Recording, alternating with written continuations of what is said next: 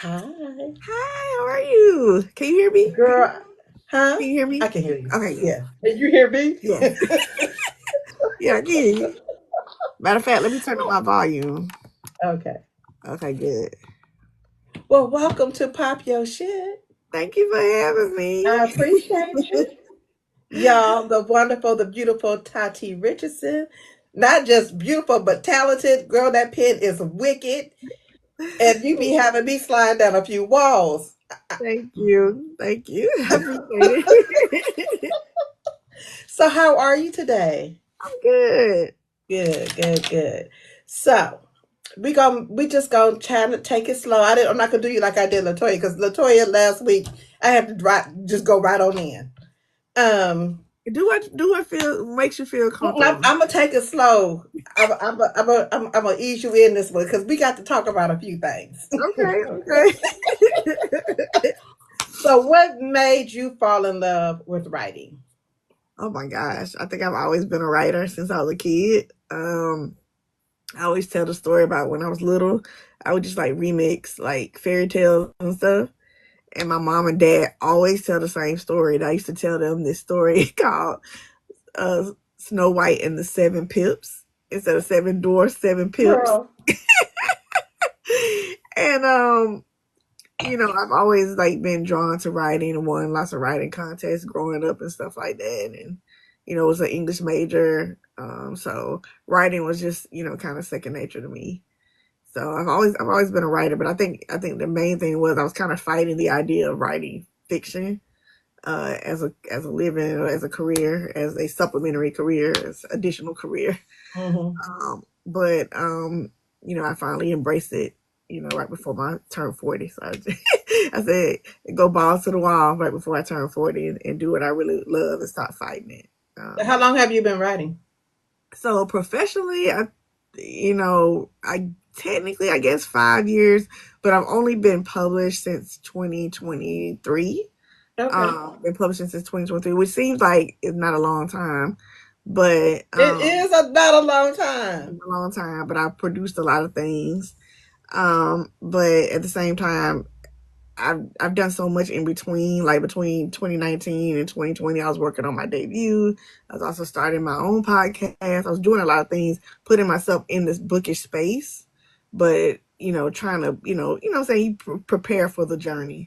So I was preparing for the journey, you know, as I was, writing and stuff like that. So, professionally being published, not that long, but the preparation has been, a 5 year journey, almost 6 year journey. Well, Dianca says we love your work as we do. Thank you. Um, your journey was interesting. Can you Yeah. share with us? Yeah. Just your journey of writing, of getting to where you are now from the beginning. So I was traditionally published with Harlequin first.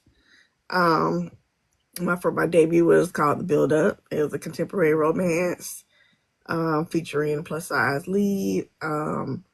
Had some, pretty good response to that. A lot of a nice, amount of buzz. I think was on a few lists, so on and so forth. But then, I was in between projects and I thought, I want to also, do my own thing, do some indie stuff too. So I started kind of my indie journey in between my traditionally published projects. So that's when I decided to put out the oath and then the offer and stuff like that. And then the next traditionally published book, which comes out in February, Losing Sight. So it's being a hybrid author is very interesting. I kind of did it backwards. Most people do indie and then go trad, but I was trad then went indie, then had some indie stuff. But I always knew I wanted to like do both because the people I admire who write do both. Reese Ryan, Naima Simone, Rebecca Weatherspoon. These are people who do both. So I was like, yeah, if they can do both, what I'm saying, I don't think I can do both. It's a lot of work, but um, expectations are different for both. So, Hmm the expectation is always to put out good work for both. But, you have other people you answering to on the traditional side versus the only people I'm person I'm accountable for is myself Right, here right. on the indie side. So, yeah, it's been a really interesting journey. Yeah. Now, to be traditionally published and then versus independent, what's easier for you? They both have their challenges. They both have their benefits. Um, I wouldn't say either one is easier. I would say the great part about being traditionally published is I ain't gotta pay for that editing. I ain't gotta pay for them covers. You know what I mean? I ain't gotta pay for the covers. Some of the marketing is taken care of for me. All of that. But you know that I would say that's the most difficult part is just doing all the other stuff that other people would be taking care of. Mm-hmm. But it's none of it's really easy. I mean, because you still have to write the work, you still got to produce it, you still got to Mm-hmm. go through the edits, you got to go through all the changes. So I think I do have. I think I'm a lot freer in what I express on the indie side. Mm-hmm. But at the same time, luckily for me, I've had publishers who allow me to a level of freedom that which is great, and creativity, which is great. So I haven't been stifled in that type of way. Knock on wood on the traditional side. I'm gonna put something on my hands because I'm using my hands a lot, and I was looking at my knuckles while you was talking. I was like, I ought to be ashamed of myself. Okay, so when you traditionally publish, you use one name, and when you indie publish, you use a different name. What are your pen names for either? So my under traditional published stuff, it's Tati Richardson. Okay, Under indie stuff, it's TM Richardson. Not very creative. Not very creative. but Not it very works. different. But I mean, it works. I just thought I honestly I got that from Quanah Jackson because she writes under KM Jackson too. So I was like, oh, well, she do KM, so I'm gonna do TM. So it Right. wasn't very creative. And thinking about a name, if I had to do it all over again, I would pick for both. I would pick two different names, nothing that connected me with my real name at all. So Girl, okay. So we gotta talk about the oath, and we gotta talk about the offer just a little bit, ma'am, ma'am, Miss Arthur, ma'am. And when I start calling people Miss Arthur, ma'am, me and you here. What made you what what made you go that route? it's an interesting story, and I've told it several times. But um, believe it or not, the oath was inspired by a Hallmark movie. I know them two different things, but I was watching this Hallmark movie called Love and Leia. And it starred Lauren Ambrose. She's the on this show called 6 Feet Under. But it's about a Jewish girl whose husband dies, who's a rabbi, and they didn't have any children, no sons, nothing like Mm-hmm. that. And his brother, who's kind of estranged from the faith in the family, comes to yes, Hallmark, Shiny, comes to You see where I'm on my face. yeah, it comes to the family, and under Jewish traditional Jewish law, they have what's called a levirate marriage. So if the brother dies, he has no children. The wife um, has and the brother have to get married symbolically. They're not really married; they just get married symbolically. And he's taking an oath to basically take care of the sister-in-law as a husband would, um, and basically marry her, whatever. It's supposed to be symbolic. She's supposed to reject it and then keep going on and stuff. But in the movie, like she's like, "Look, I want to get away from this family. I want to go get an education. Just say you're gonna marry me. I'm gonna go with you. We're not gonna be together for real, for real." And you know how that works. They ain't gonna be together for real, but they end up getting together. So it was a cute movie. But I thought about that and I was like, what would happen if um that happened with black people?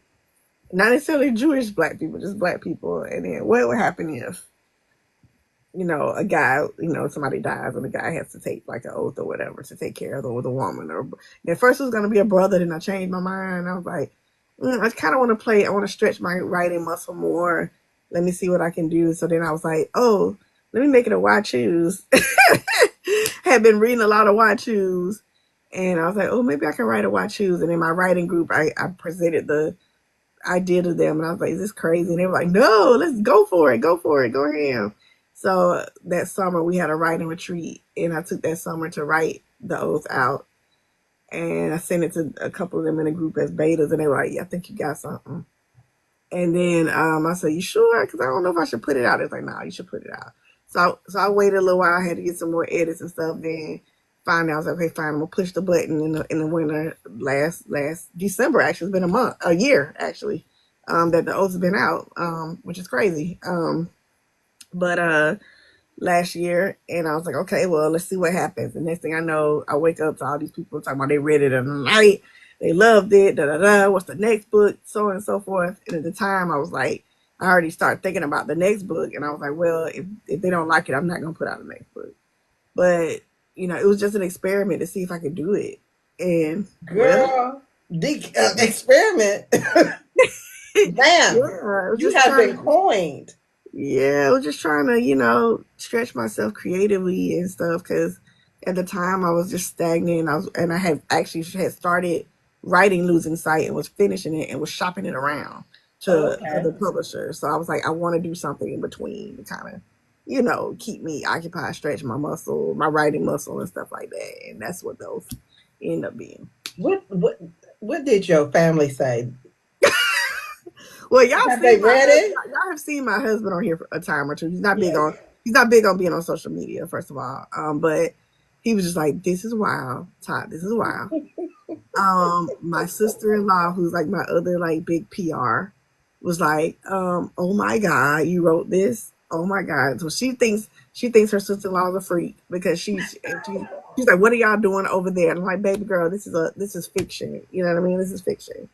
Um, my friends and stuff are like, "What? This is crazy." But all in all, it's been good reception.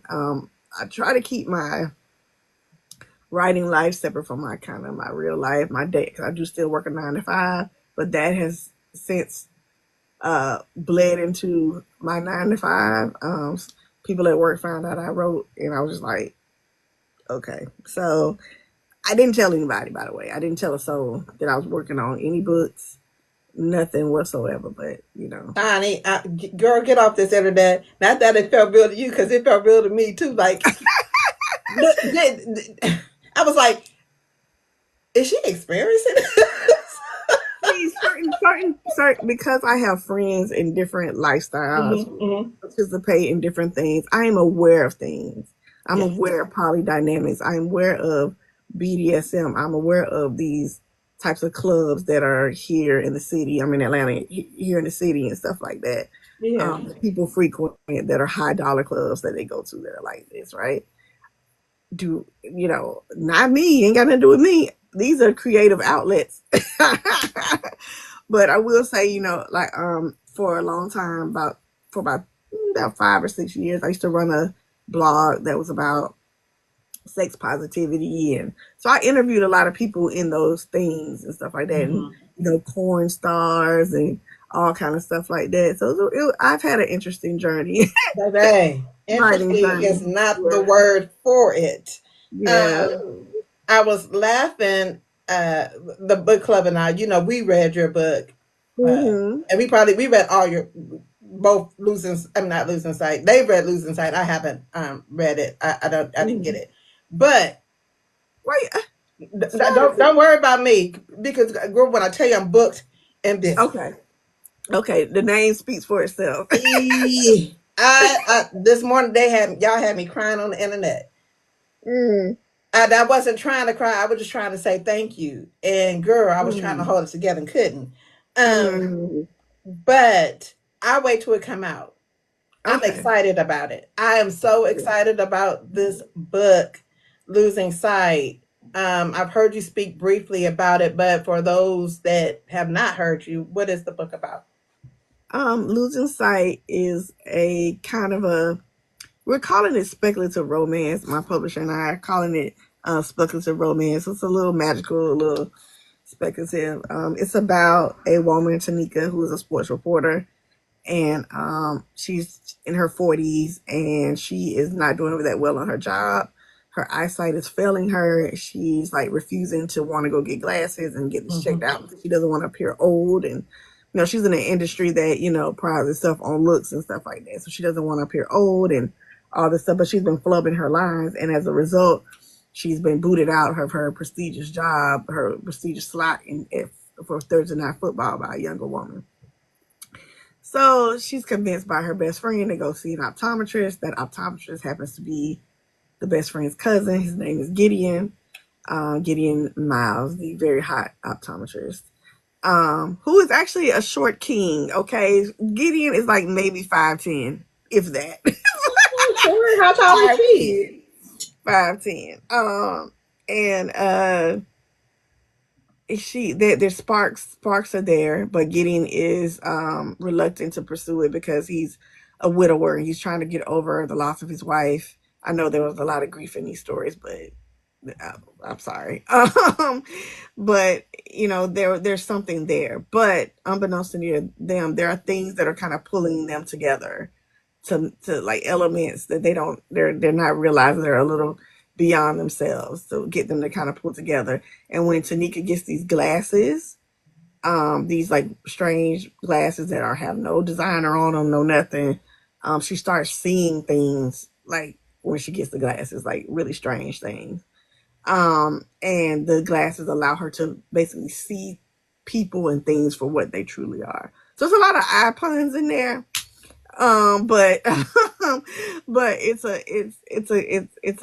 a fun book to write. It was really different. Kind of genre mashing, which I've been playing around with a lot lately, mashing up genres. So I really like that. I really like I'm doing stuff like here for it. that. All the foolishness that you be writing in the books, I'm here for it. I am here for it. But Yeah. what's interesting is you said that the MMC is a short king and he's 5'10". And to me, He like 5'10", something like that. I mean, that's he ain't not that tall. short. I mean, to some women they're short because some people like if he ain't 6'2", da da da da da. But But does that really sell a book? I don't think so. I don't think height matters really. I don't know. I don't think. I mean, there's just so many things that are kind of stereotypical about MCs that any MC, black, white, whatever. He's how that sounds. Says, I'm looking for a man in finance, 6'4", blue eyes.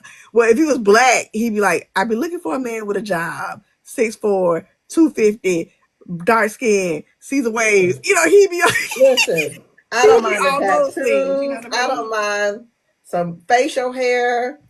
He don't have to be 6'2", as long I as he's agree. I taller agree than with me. yeah, I agree with Lanisha in the comments. That's an average height. 5'10", 6, that's about an average height. Average height dude. Yeah, Short average to height me dude. is like 5'5". Yeah, yeah. I'm 5'4". You know what I mean? To me, I'm a five mid. five is short. Yeah, Even if you 5'4", I'm 5'5". So yeah, you shorter than us. Then yeah. that's therein lies for me the problem because and I know Medium. I'm medium. You know what I mean? I'm medium. I'm medium. You know. I'm just 5'5". Yeah. But I noticed that I'm shorter than everybody else. So Yeah. Same. Same. it is what Same. it is. Okay, so out of your catalog, who is your book boyfriend or girlfriend? You don't do me like this. I can't pick. Right now I say Gideon.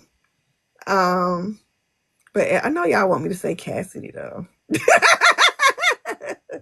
I know y'all want me to just say You have Cass. to say whoever Mhm. your boyfriend, because not everybody's Um, read it yet. So if I think about all the men that I've written, Porter, Christoph, Kadeem, Cassidy, Miles, Deacon, Gideon, Simon, if I other guys that I'm writing now, Antonio, all the other guys I'm thinking about,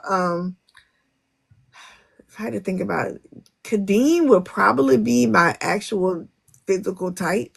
He's my type.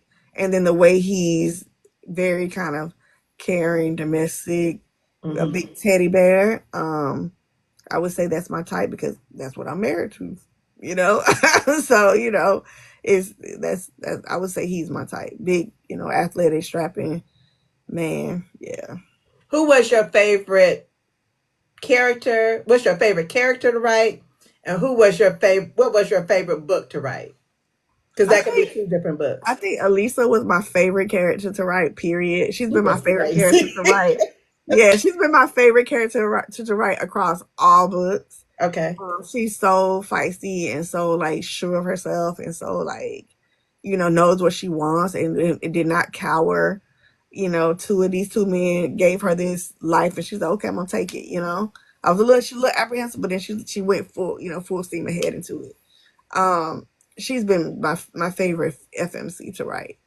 I think the next one that I'm writing that comes out 2026 will probably be my second favorite one to write. What was the other question? I'm sorry. Your favorite book, My favorite book. or do you have Honestly, one? honestly, it's probably the first book. Probably the build up. I mean, that being my first book, it always has a special place in my heart. It's just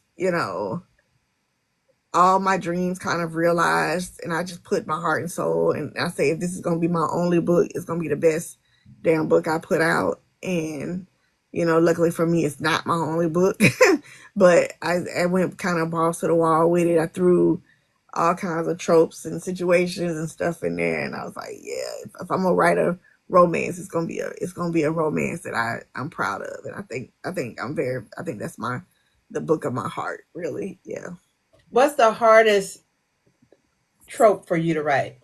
Or what was the hardest part of the books to write? Is it the sex scenes? Is it a particular trope? Is it Sex scenes come fairly easy for me. And I'm not gonna say easy, but they're not as difficult to write as say the dialogue or the like, if there's like tension or angst in there, that Mhm. can be very difficult to write. But sex scenes are not that difficult for me to write. With the oath and the offer, I had to get real creative. I mean, I had to get creative about the Right? sex and have it not be, completely vanilla or whatever. But yeah, I think those are the most, those I think the dialogue, the angst, the tensions are the things that's difficult to write. As far as tropes are concerned, I'll tell you what, I ain't gonna write. I ain't gonna write no secret baby. Y'all ain't gonna get that out of me. Secret baby is my least favorite trope. I don't like it. It is not. It is not for me. However, this is a caveat. However, I will say the second book that I'm putting out in this series after losing sight has a secret, but not a secret baby. I'll Okay. put you that way. It has a big secret, but it's not a secret baby. So would a secret pregnancy be the same as a secret baby? I say secret relationship. Okay. I'll take But it. not no I don't like none. I don't like none of that. Oh, we this is 2024. We need to be having protection. We need to be strapping. We need unless if you going raw have an IUD something. I just can't. I can't. Not in this era where they rolling back Roe v. Wade. I can't do it. I can't write it. I can't write that, y'all. Unless this is a historical and they can't and this is a dystopian where shit is going wrong, then yeah, I can write I could write a pregnancy. But no. Not right now. Okay. Okay. Um, if I don't know how to ask this question, and I don't want it to come off look at sounding crazy. Why you think it? I think somebody asked me, did I take writing classes? No, I didn't take any writing classes. I just wrote a lot. I was an English major. I was an undergrad English major, master's English major with a concentration in editing and publishing, and then I was getting my doctorate in English before I decided to quit. So I've just been writing a lot. I've written a lot, whether it be academic or creative or whatever. I've just written a lot, and I read a lot. So you reading a lot helps your writing too. Okay. Mhm. All right. So, which book or character best is closest to you that is similar to you, Ooh, or is there one? I think people when they read the build up, they definitely saw a lot of me and Ari. There were things about her that she exhibited that were a lot like me. Ari loves baseball. I love baseball. Ari loved Marvel and Wonder Woman. I love Marvel and Wonder Woman. Ari was plus size. I was plus size. I mean, there were a lot of similarities between me and Ari. Out of all the characters I've written, yeah, probably Ari, but no one else is like me. No one else is like me at all. If you could start your writing journey over, what would you change? I would have done it sooner. I would have done it sooner. I wouldn't have been so afraid. Because you hear all your life, oh, you can't make a living as a writer. You can't do. You need a real job. So I would have just started it sooner. I would have not been so afraid to just step out on faith and start it sooner. I think a lot of that changed for me, like when my mom passed away, and I was just like, you know what, life is too short. I can't live on regrets. Right. Let me do this before my time is up on this earth and I regret it. And so I Mm-hmm. was like, yeah, I'm gonna do it. So that's was kind of the impetus for me to just go ahead and do it. And plus, there was a lot of stuff going on at the time. I had a daughter. She was premature. Was having a crazy situation at work. I was a PhD student. It was a lot going on. And at the time, I was like, you know what? I can't. I need a break from all this. I need a break from all this. And my solace was reading romance and writing romance. So that's, you know, kind of how I got into it. Plus, I was like, life is just too short. So I would have just definitely started earlier. Okay, okay. If you could have a dream collab with any author, who would it be? Ooh. Oh, man, there's so many people I admire. I I'm got to sorry, I'm see. sipping in. I'm sipping too, girl. I got my rose. My glass says rose all day. Uh, a dream collab. I think a person whose writing style, because I think you have to have writing style that are somewhat similar. Mm-hmm. I think somebody whose writing style that I enjoy, I feel like is maybe not similar, but I feel like we vibe is maybe like Danielle Allen or maybe even like um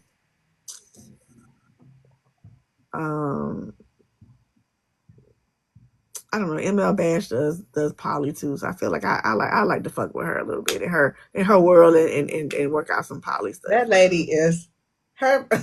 Yeah, yeah, I Yeah. love to deal with I've been, her I've Polly. learned so much from you guys. I We was like, research a lot. dang Yeah. it, if Mr. Man didn't live so far.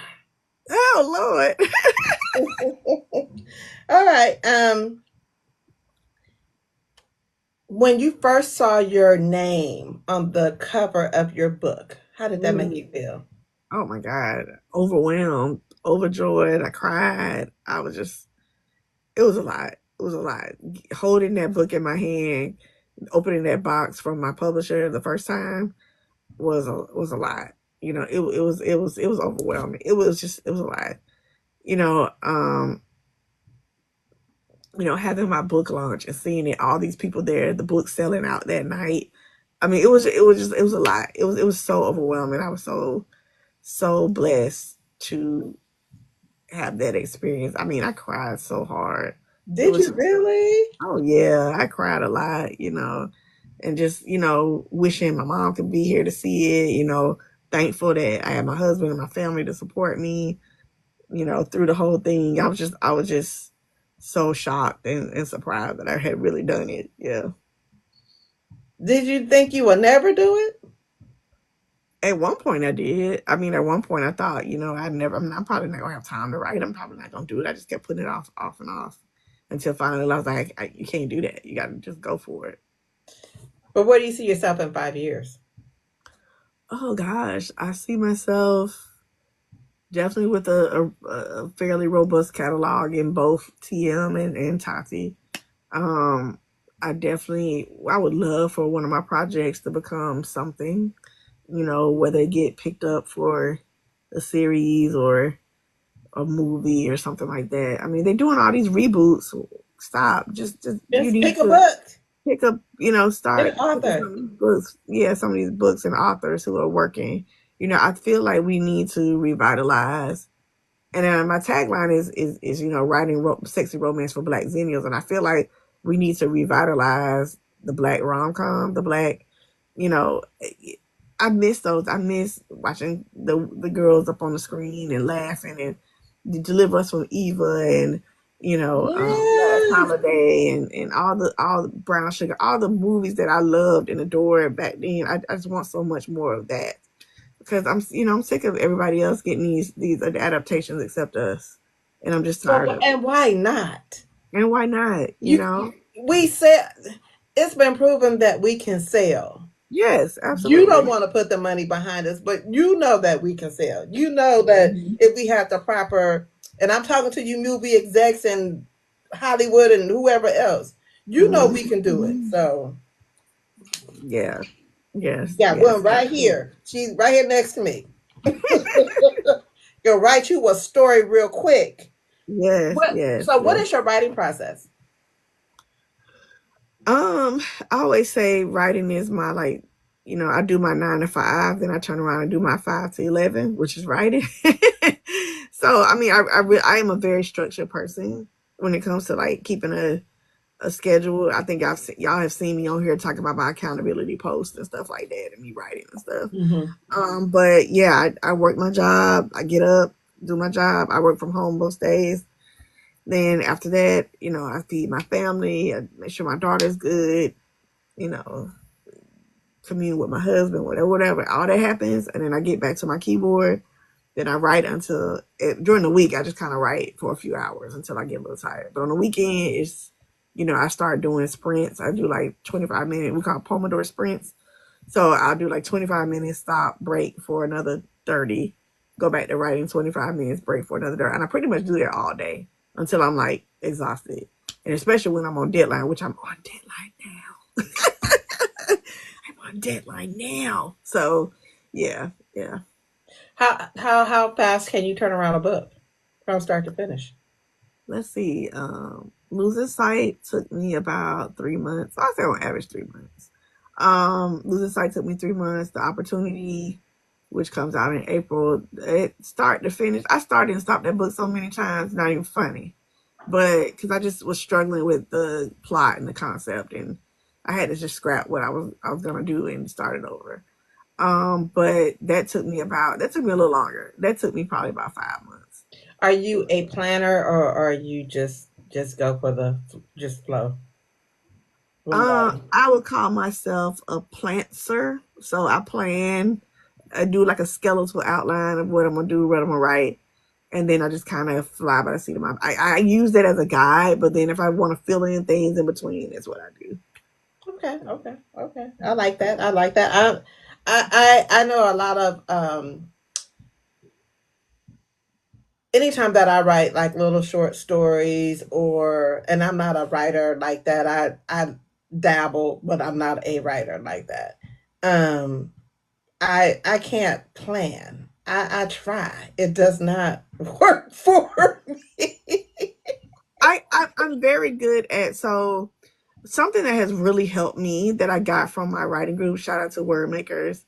Um, I what I do is I actually sit down. I write the entire synopsis of the book first. So Really? basically, I sit out and write the entire plot. What I think is going to happen, right, start to finish. And some things may deviate from there and there, but if I have a pretty much a good idea of what I'm gonna do, then that's at least a roadmap for me to work on or work from. So I've been doing that with most of my books now. I did it. Yeah, I've done it with most of my books since my first book. Yeah. Do you have to have a title before you start working on your book? Sometimes the titles come to me and sometimes they don't. Like with Losing Sight, that came to me immediately. The whole series with the offer, the opportunity, that came to me immediately because I knew I wanted like O's. I don't know O's. Maybe because they was getting O's, I was like, I want them to, the books to start with an O. But sometimes, other times, titles don't come to me. Like for the second book in this series, after Losing Sight, I don't really have a title for that one yet. Even though I know what it's about, I don't have a title yet. So, Is it hard picking character names? sometimes character names come from people I know. Sometimes character names come from the name generator that's in Scrivener because Scrivener has a name generator. Like you can go in there and put in your parameters of what kind of name you want, first name, middle name, surname, and it'll spit out names for you, like a list of names that you can put in. Sometimes I use inspiration from people in my life, stuff like that. I think for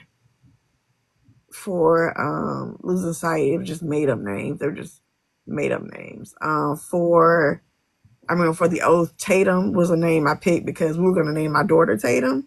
And then my husband was like, I don't like that name. So I was like, okay, fine. I'll use it for something else. Cassidy, Deacon, Miles, they were just names that just kind of popped in my head. For for all the other books, they just names that just kind of popped in my head. Things that, but my key to picking names, honestly, is that it needs to sound good when the person can moan it. Girl! So if your Yes, name ma'am. sounds weird being moaned, then I'm like, no. Like Herbert, like no. We not gonna. Yeah.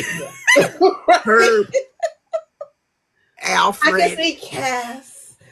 Pass, yeah, Miles, Deep, Ugh. names like that. Tatum, but Kadeem, Kadeem is a very powerful name. Christoph. But you got to be able to moan it. It got to be moanable. I guess because I listen to a lot of audiobooks, and I see Lanisha in the comments. I listen to a lot of audiobooks, so sometimes them names don't always translate when they get to that section scene. I'm like, Nope, nope, nope, and no. wow, that don't sound right. Herbert, like, girl, no. That is Herb, I funny. love you. How do you? Okay, so how? Okay, I'm not gonna even ask it because we already talked about it. If you could invite No, go five, ahead, girl. Say what you want to say. no, we talked about it already. There's Okay, no point. go ahead. It's a repetitive question. Okay, good. Um, if you can invite five authors dead or alive to Ooh, dinner, ooh. who would it be? And while you saying yours, I'm gonna write mine. I off the top of my head, I can tell you straight up authors that I love. One, Gloria Naylor. I love Gloria Naylor. That's one of my favorite authors of all time. When I think uh like hoodoo and realism and just Gloria Naylor. One. Two, probably Alice Walker. I just want to talk to her. I just want to see what she's about.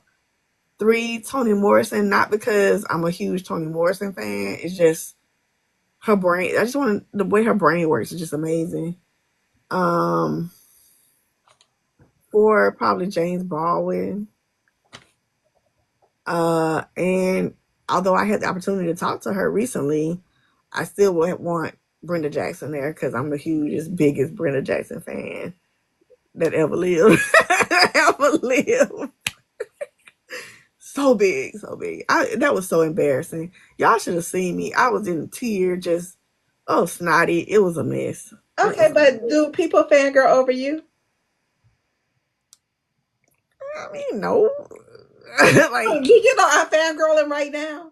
well, thank you, but no. I will say people. I be trying to keep it together, but I am I will say people are fangirling. very sweet. People are very sweet because I've actually been out with at events and stuff, and people are like, "Are you Tati Richardson?" And I'm like, "Yeah." And then my husband like, "What?" Like, but that's always funny to me. But no, I mean, no, for the most part, no. I would say readers are super, super sweet. Like, I had a reader see me at Raw, and she brought like the special edition of the Oath because she said, "I came to see you. I wanted to get this signed because I came to see you," and I was, that makes me feel good. So trust me, if I ever get a big head talking about, oh, I'm a celebrity, da, da, da, y'all need to just come and slap me because I don't want to be that kind of person. Humility takes you a long way, It and I does. don't want to be that person. It does. One of the things that I love to do is gift books. I probably have bought your book 5 times, and I've gifted your book to 5 different people, both Thank from you. the offer, and the oath and the offer. And I'm serious because Oh, they say, thank "Man, you you. be reading this go crazy stuff." I said, "I'm gonna gift you 2 books," and it's you because I do stuff on the slide. I don't always send it to the people on TikTok, but I'll just do a drawing You Mm. don't know what you're gonna get from me. Mm. And I've sent your books probably 5 times to 5 different people, and Oh they man. love it. Thank you. They Thank love you. I it. appreciate that so I much. listen, and I'm turning 55 in March, and Oh no, so I'm a March baby too. When your birthday, the girl? 20th. Mine's the 28th. Listen, come on, listen, kindred sisters. Even though I'm on the cusp, though, I You're on the cusp. probably You're on the Pisces Aries cusp. yeah, I am in March Aries. Yes. I am probably half and half. Yeah. It depends on the day I wake up. Yeah. Yeah. But I probably will. I'm gifting away 55 books. Oh, wonderful. Wonderful. That is some that's gonna really bless some folks. That's so Yeah, nice. so I will definitely be. I want to get Losing Sight so that I can read it and gift it to somebody. I tell you what, I will send you when the copies come to me, I will send you a finished copy that you can give to somebody. One for you and one for to give to somebody. Don't be having me crying. I've been crying enough. I'll Yeah, send you 2 copies, one for you and one to give to somebody. thank you. I You're appreciate welcome. that. You're Yeah, I'm welcome. gifting away 55 books. I think that's And I don't wonderful. know where we go land, so I'll probably do some here on Blue Sky, and I'll probably do some on Fanbase, and I might do some on YouTube, and then I probably will just do some on Instagram. So Mm, that's that's gonna be wonderful. my gift to myself is gifting 55 books. That's nice. You can inspire me. Maybe I should do something for my birthday. I'm not turning no mouse. I turned a milestone last year, but I'm turning 46, so that's not like a. I mean, every year is a blessing, but it's not like a milestone birthday. Yeah. Maybe when I turn 50, I'll do like 50 books. So you inspired me. Maybe I'll do that when I turn 50. I mean, what else? I don't need anything. I Yeah, have me I either. have a roof over my head. Same, I have shoes on my feet.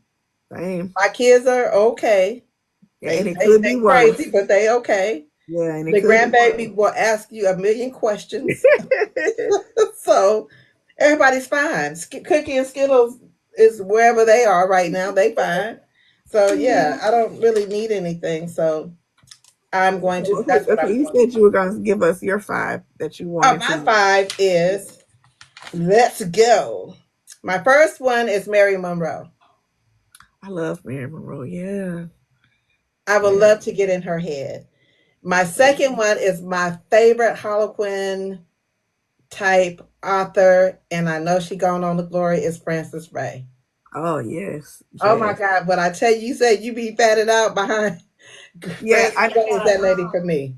when I went to Raw, I got this sign with Francis Ray, Shirley Hillstock, Donnie Hill. Shirley I got that Hillstock and book. Donnie Hill were there. I So got that book. It's this it's is so it's it's in there, but I got it. yep, yep. I got it. My third person would be Terry McMillan. Oh yeah, dang, I should have said that too. That makes for an interesting conversation Yeah, yeah, because she has Bay Area ties. yeah, yeah, yeah. And then my fourth is Danielle Allen. Danielle's awesome. She's so awesome. And then my fifth is you. Ah, thank I just you. think you guys will make for an interesting conversation. You Oh man, know, I love to meet Terry McMillan. I talk about fangirling. I was for real be fangirling. girl, I'll probably be passed out somewhere, but that's me. So that's my five. And my five changes every week. Yeah, It yeah, changes every week. You never know who gonna be on this list. yeah. What is one thing your readers would be surprised to know about you? Writing wise or just like personal or whatever. Whatever. Um,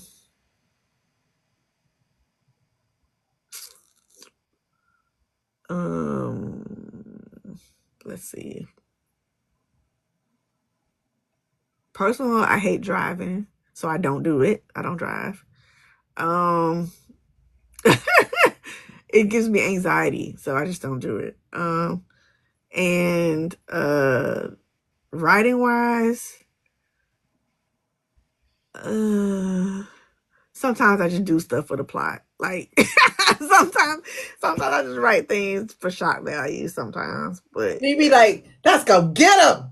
yeah, sometimes I'm like that. That's gonna blow y'all mind. Like I mean, there's things in the offer when I go back and read. I'm like, I wrote that. Yeah, I just did that for the plot. I just did that for the plot. So Do yeah, your characters talk to you? all the time. Like I just was talking on I think I was on Threads. And I was like, I'll be in the shower, and I'll get all kind of dialogue in my head. So I have to like keep my phone like out right outside so I can like dry my hands off, and then I go in my notes, and like my notes app is ridiculous. Notes, and just go in there and write and stuff like that.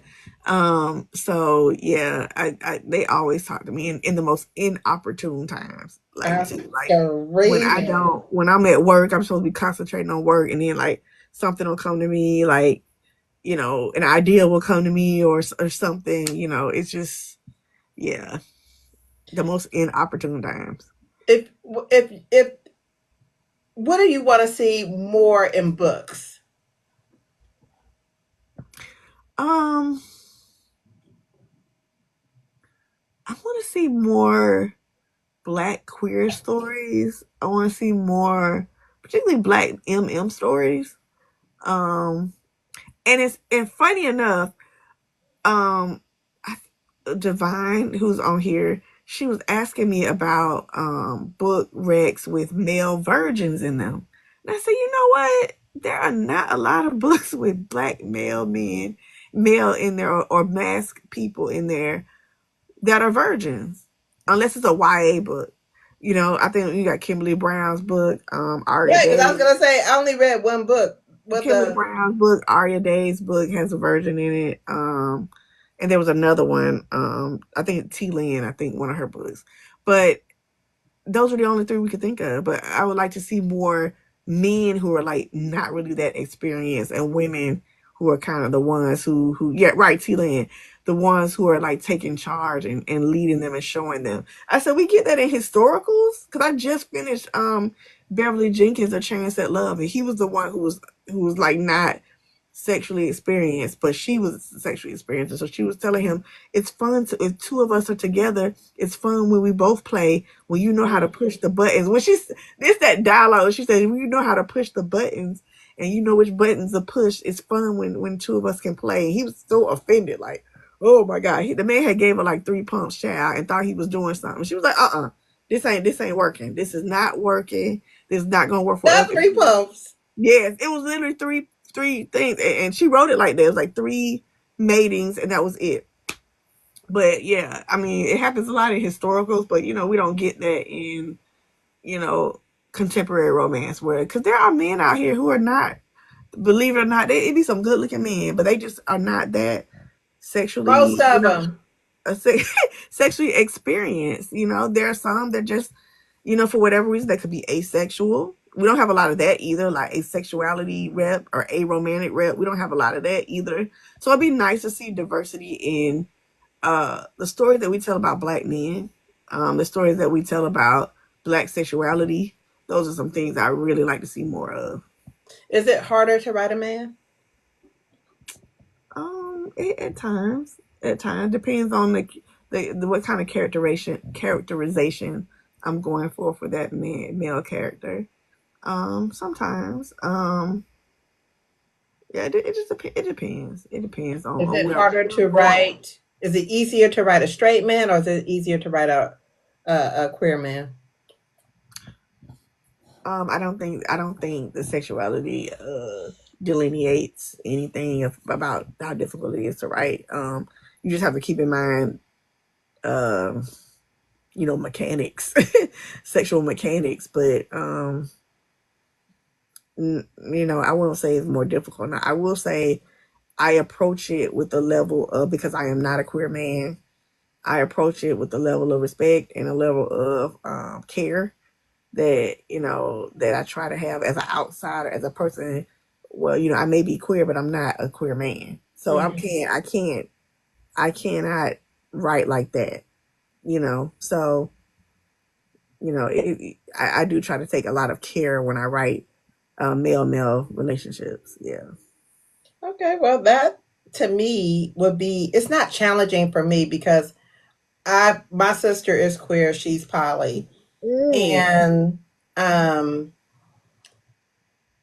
I derive from her experience almost always. Hmm. So to me, that wouldn't be a challenge for me to write a queer woman, but it would probably be a challenge for me to write a queer man. Yeah. Even though, I'm close to some queer men, but I just feel like I don't want to do them a disservice or put something on them that should not, some type of stigma that shouldn't be there. Yeah.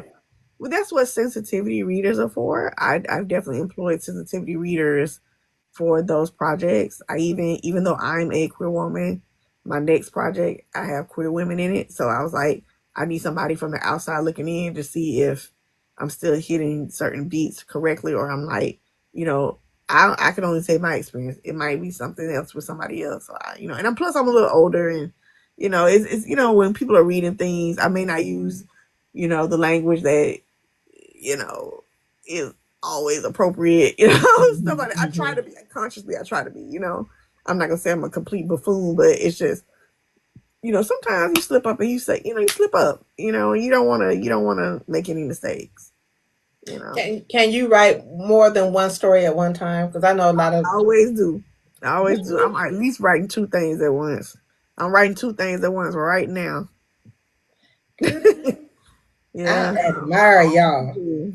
Um, what trope or what genre? No, I'll say genre. What genre do you want to go in that you haven't done? Um, I won't say I want to go into it, but I am going into it. One of my next projects that I'm working on is I guess you could call it a monster romance. It's a monster-ish romance. Um, so and how this came about, I was just I be BSing y'all. I just be talking. I be saying, oh, I should do this, and then people gas you up. Yeah, you should do it. You should do it. And I was on threads, I think, and I said, you know what? I want to play around and have a monster romance, but all the good monsters are taken. I said everybody doing the vampires and the werewolves and this, and people are throwing out all kind of monsters, right? And I was like, I don't like that.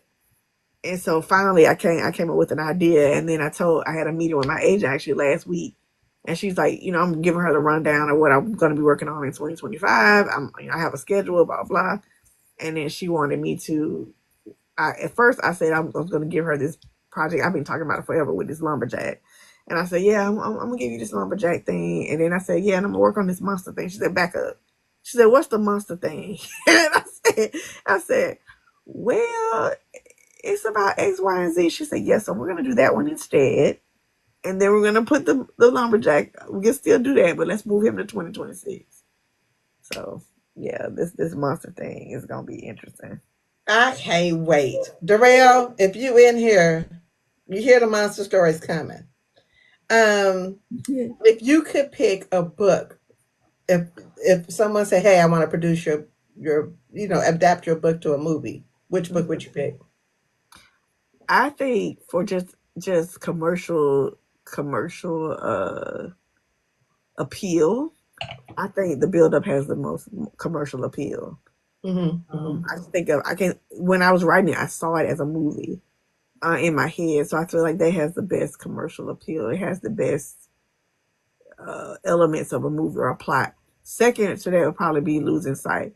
Child, the oath can't be on nobody's movie thing except Cinemax or Skinemax or whoever, HBO After Dark or something. Or Tubi, and you don't want it on Tubi. Or BET Plus. I don't know. You can put it on BET Plus. BET Plus. Maybe, They would maybe. have to cut out so much, child. Or you can hint to the. You can hint. You might You not know, get show. people want to see. I do. Want to see. I Especially do. it's the oath, especially the scene when they finally go up to the suite. People want to see Listen, I'm trying to see the whole scene. that. Listen, my nosy self want to see it all. I want to Oh, see I want to see everything swinging that's supposed to swing. So oh man. I mean, but that's just me. Um, when did you know that you had a gift in writing? Um, like I said, when I was young, like I said, winning like a lot of contests and stuff like that, writing. And then when I went to college, being published in a literary magazine and stuff like that, I knew I had something there. But again, I was just fighting it. I was fighting the calling on my life. And I do feel like writing is a calling, just like any other ministry, like any other profession. You have to have a calling on your life. You can't just say, "Oh, I'm gonna write a book and I'm just gonna, you know, do whatever." And I'm gonna make this money. If you go into it with that, then people can see right through that. Readers can see right through that vapidness, that facade. People can see right through that. Right. And But we can. and yeah, and if you know you got a calling in your life, you have something to say, you have messages that you want people to see and read and feel and listen to if they're doing audiobooks or whatever. Um, it'll come through, it'll shine through. And I just feel like, yeah, writing is it is its own ministry. So I knew, like I said early on, that I had some sort of talent, but I was fighting it. And finally stepping into your calling, when I stepped into my calling right before I turned 40, I knew then that, this was what I was meant to do. What's your favorite part of the writing process? When it's done. When it's over. but then I started getting like, he started feeling remorse, not really remorseful, but he started feeling like, oh man, that's it. Like, okay, like the You don't be high. like on to the next. No, so after each project, like seriously, after you finish each project, there's kind of like you riding a high as you write, and then Mm-hmm. you come down. It's just kind of like, oh, the high is gone. So then writing another book is like chasing the next high. Okay, Yeah. that's a good analogy. I like that. Hmm. How do you, for your independent projects, Hmm. how do you market and keep your books on revitalized with the readers? Um, I'm learning it as I go. Because again, I'm still very new to the indie space, so I'm learning the marketing of indie stuff as I go. But I will say I've learned about marketing from my sisters in writing who are indie, who market the way they market aggressively, the way they put out books and stuff like that. I'm learning from them how to do that. And also, I while I don't read reviews, I do not read reviews. But if somebody tags me on something positive, I'll watch it or whatever. But in general, I don't read reviews of any kind. So, but Do you do the video reviews? I'll again, if somebody tags me on it and it's positive, sure, I'll watch it. If you don't tag me on it, I'm not gonna watch it. But uh, I kind of hear what readers say, what they liked about the book, stuff like that, and I kind of like take that to heart or whatever. Um, with the like, for example, with the third book and the opportunity, you know, people have very strong what's the word, hypotheses about what it's going to be about, but only the people who are my beta readers have read it already, and they're like, wow, they're going to be surprised. I was like, yeah, they're going to be surprised. They're going to be real surprised about what So it's there's about. no point in even trying to figure what this book is going to be about. No, you'll see in April. Okay, can I just ask one question? Is it Sure. going to involve any character from a prior book, from the prior two books? Maybe. Okay, I'll take that. I'll take that. I'll take that. I'll Maybe. take that. I when is that coming out? You said April. April 15th. How many books do you anticipate on giving in 2025?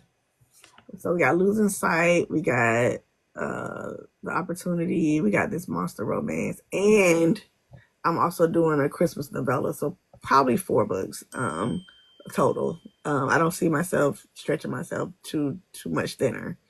I know people are looking for another something from Real Girls from that world, but I'm working on that too, but that might not be out till 2026. Um, when you pick your covers, is it you picking the covers or is it a team?